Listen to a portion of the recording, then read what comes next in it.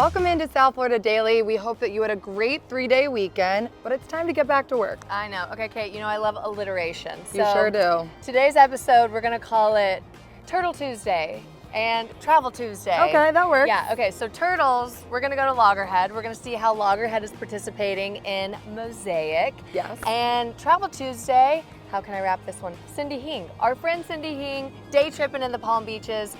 She's gonna show us how to travel through the Palm Beaches. I love it. Can't wait to travel with her. Hey, how's that for a show open? Welcome into South Florida Daily.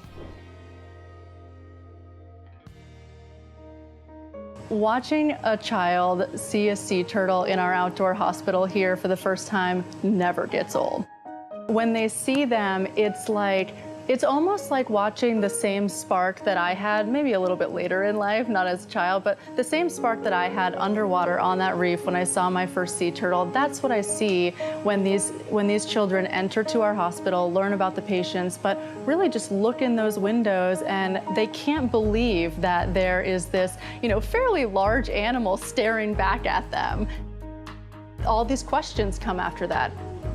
What is this thing? How did it get here? Why is it here? Am I in a zoo and am I in an aquarium? And that kind of opens up this conversation. Well, no, you're in a sea turtle hospital and this is why they're here. And this is what you can do to help make sure that more sea turtles don't come to the hospital, but they stay out in the ocean.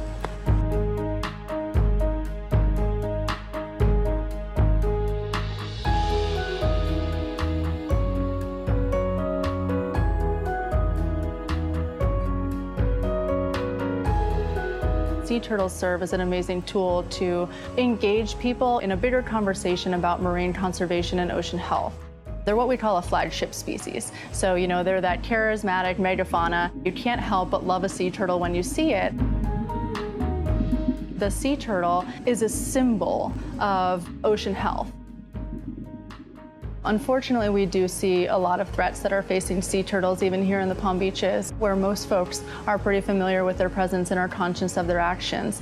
Some of the primary threats that we see affecting our patients here include, unintentional boater interactions, so strikes from a propeller, interactions with fisheries, so entanglements in monofilament line, or ingestion of hooks from nearby recreation. We also see ingestion of foreign objects, and the big conversation that's happening right now is the ingestion of pollutants, mostly plastics. There's a statistic out there that says not too long from now there's going to be more plastics in the ocean than there are fish. We see these plastics actually pass through the intestinal tracts of our sea turtle patients. These sea turtles, when they come in here, have a personality, and we do get connected to them. I think it's very challenging not to feel connected to this animal, especially one such as charismatic as a sea turtle that has this injury. You know that it can feel, you know that it has the ability to feel pain. So you see these injuries and you can't help but kind of root for them, along their journey in recovery.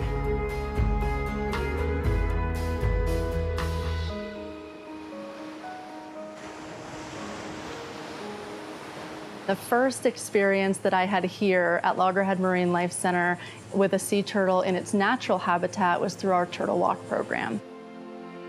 That first night, what my role in the Turtle Walk program was to be what we call a scout. I was handed a night scope. I did go through a training, of course, but I was handed a night scope. I was handed a red light to only use when absolutely necessary. And I was told that there are guests that are waiting for you to find a sea turtle that is going to successfully make a nest so they can come down and they can see and learn what we know. Believe it or not, I never had the opportunity to see a sea turtle in a natural habitat here. The first sea turtle that I saw was a mother loggerhead. I knew what she was going to do, and I was supposed to radio to somebody something, but I couldn't help but just kind of stare.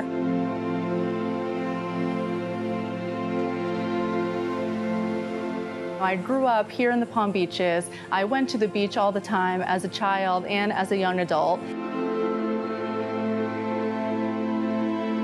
I had to pinch myself. I felt like I'd teleported to Jurassic Park times. It was so crazy. My first thought was, this is incredible. We have to do this. We need to go document this. But then I got to thinking, sea turtles nest at night. and it's really dark at night. And we can't use lights because that would disturb the sea turtles. Well, what if we use invisible light? What if we use light that's at a point on the spectrum that neither you nor I nor the sea turtles can see? So that's exactly what we're going to do. We're going to use special bulbs that emit infrared light. And basically this is light that we can't see. And we have a special camera with a modified sensor that can see that light.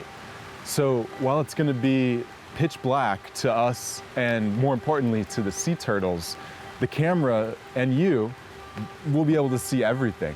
And hopefully we'll be able to capture this miracle of nature. James, are you ready? Yeah? Let's do it.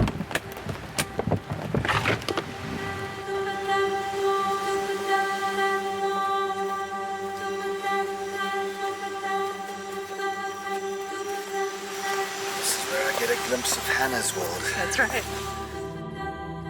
Okay. So And if this you- is the focus, right? Yep, Over that's here. the focus ring right at the top.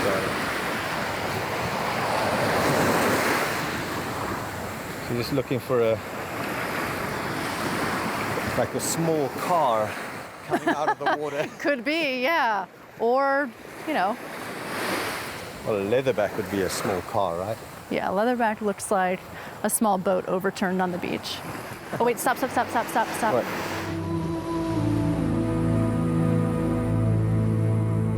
So Annie Boat got here and she had an excess of air that was trapped in her intestinal tract, her gastrointestinal tract.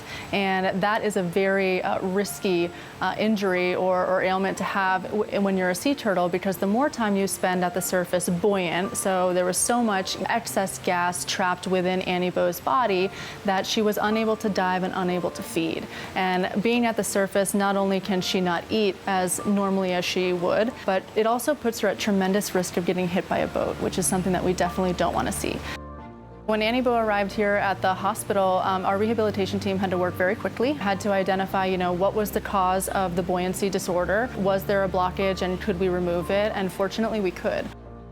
The best part, of course, and what we all wait for is the release. So, we're not a zoo, we're not an aquarium, we are a sea turtle hospital, and we do release our patients, knock on wood, if all goes well in treatment. And watching the sea turtle return to the ocean after living every day, I mean, we work here, we see these animals every day, and watching through their treatment as they get better, maybe injuries start to fill in, or their blood count starts to normalize. Watching them return to the ocean, knowing what they've been through, is unlike any other feeling as an environmental educator.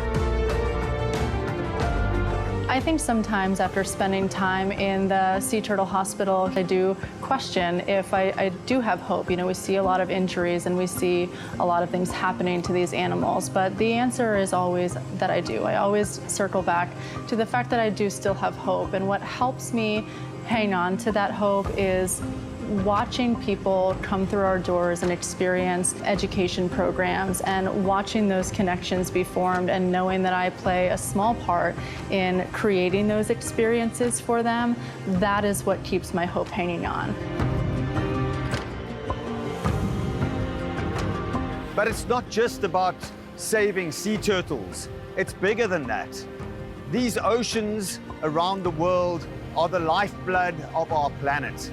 And the threats facing sea turtles and other marine life, from climate change to fishing nets to incredible plastic pollution, you name it, there are many. And if we cannot save one of the most iconic species in our oceans, I really wonder about our future on this planet. South Florida Daily is on the move with Palm Tran. We are here at the South Florida Fair with the Palm Beaches TV. I'm here with host of Pets in Paradise, Anna Espinosa. Anna, tell me about this new show. Pets in Paradise is going to be a traveler and pet lovers paradise, and just give viewers options on where to go explore and have so much fun with their best friends. And what was your favorite spot that you explored this season? Well, the Juno Beach Dog Park and just being at the beach with all the dogs and watching all the dogs run around and just be so excited to be there really is the best. If you want to watch Pets in Paradise, watch South Florida Daily weekdays at noon on Fox 29. Do you like the stories that you see on South Florida Daily? To get more information on these segments, visit southfldaily.com. The South Florida Daily set is sponsored by El Dorado Furniture.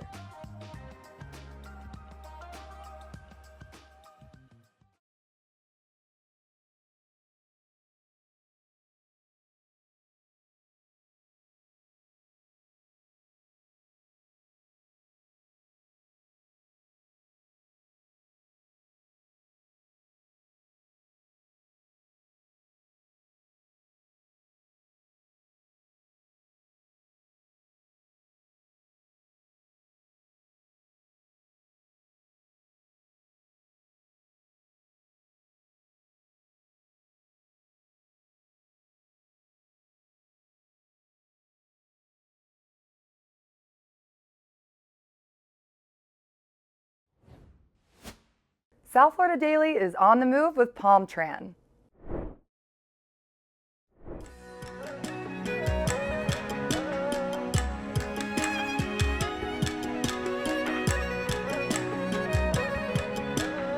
Now we're gonna get our hands dirty. Oh man, all right? together? We can do it together. Ooh. You know? Oh man. All right. Is this like Lady and the Tramp? Yeah. We're gonna finish in. No, all right. That's fine if you want to. Okay. So let's go in, mix it all in. Oh Okay. wow. This is There you go. yeah. At the Ramen Lab Eatery in Delray, you are the owner? Yeah. The founder? Yes. You make the noodles? Yes. Now what possessed you to get into this type of business? A little bit of history is basically I was born into it.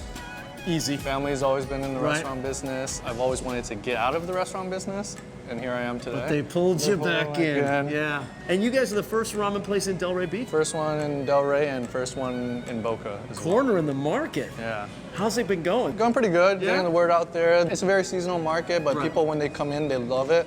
A lot of people are like, what's ramen or what's ramen? Right, You know, yeah, ramen, yeah. People are new to the cuisine, so. Right, you gotta educate them while they're eating. Please. Oh man, look at that sidearm. Yeah, Thank you. I played pro. I don't know if I told you that. Here we go. Good. Yep. I see it. Yep. Obviously, it's a restaurant where families come in together, right? You gotta Yes. have a lot of families here. Oh, we do. Because it's that safe type of food. It is. It's a comfort type of food. That's it's like what it is. Japanese.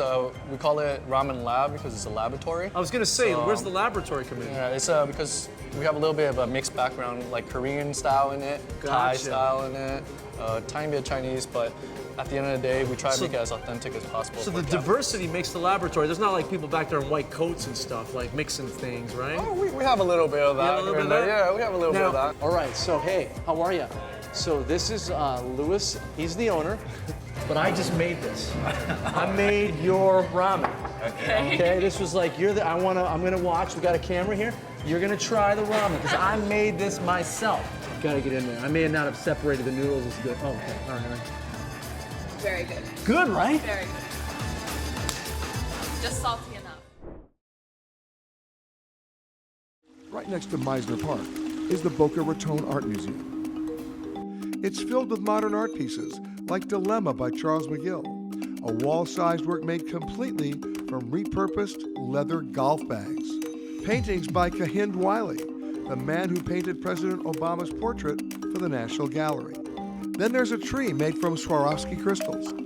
And on the other side of the building, you'll find those modern works juxtaposed with African and pre-Columbian art.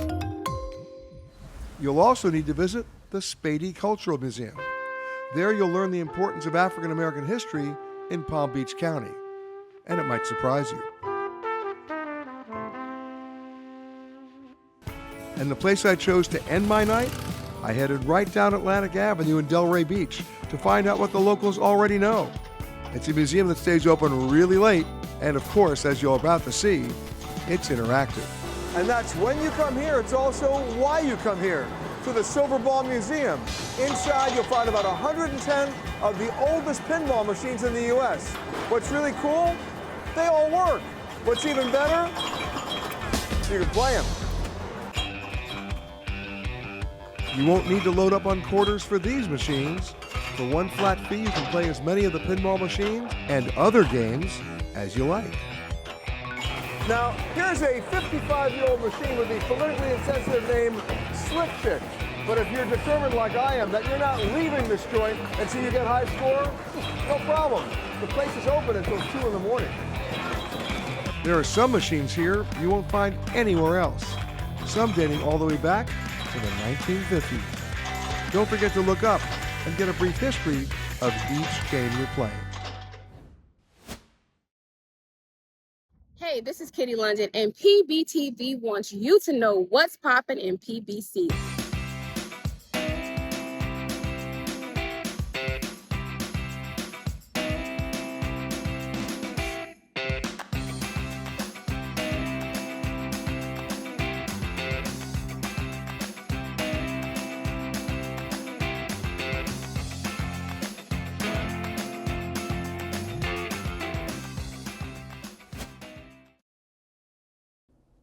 Like these stories? Check us out on social at South FL Daily on Facebook and Instagram. That's where we post those great giveaways and behind the scenes footage. Don't miss out. We'll be right back.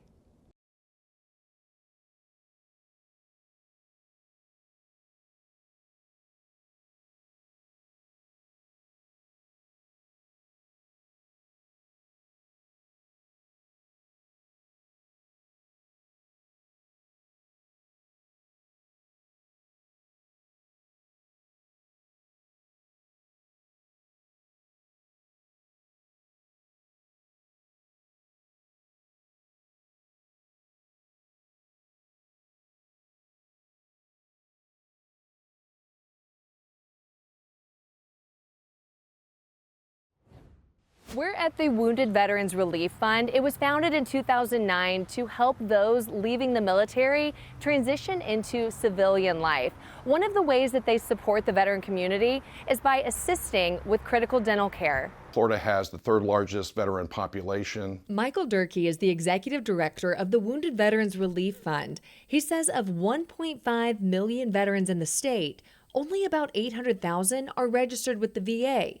And of that 800,000, only 15% of them qualify for dental care. We're estimating about 100,000 of them really need critical dental care and really can't afford dental care. And that's where our organization steps in. A lot of our veterans that come to us, they're missing teeth, they're on a liquid diet because they can't chew. Well, how I found out about the Relief Fund was an event that they were having on St. Patrick's Day in Abacoa. Charles McDonald says he ran into some old neighbors at a fundraiser. They were involved with the Wounded Veterans Relief Fund.